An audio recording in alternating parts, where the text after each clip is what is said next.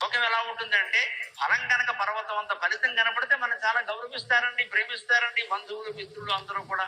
నిష్ఫలత్వం, మనం ఏమీ చెయ్యలేకపోవడం కనపడించింది అనుకోండి, వెంటనే శత్రుత్వం పెరిగిపోతుంది. కానీ అమ్మవారు ఎలాంటిది అంటే, మనం ఏదైనా చేసినా చెయ్యకపోయినా, అక్కడ ఏమన్నా ఆకు పువ్వు పెట్టినా, ఒకవేళ ఏమీ పెట్టకపోయినా, ఏమీ తేలేదమ్మా ఏమనుకోక ఒట్టి చేతులతో వచ్చా పర్వాలేదు, ఒట్టి చేతుల్లో మంచివి నమస్కారం పెట్ట.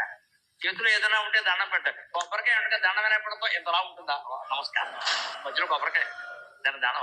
అచ్చిపండు ఉండగా దండం వినపడంతో, 100 రూపాయల నోటు ఉండగా దండం వినపడంతో మధ్యలో ఎక్కడో అడ్డం వస్తుంది, జారిపోతుందేమో అని ఎదవపెక్క సరిపోతుంది దాని గురించి.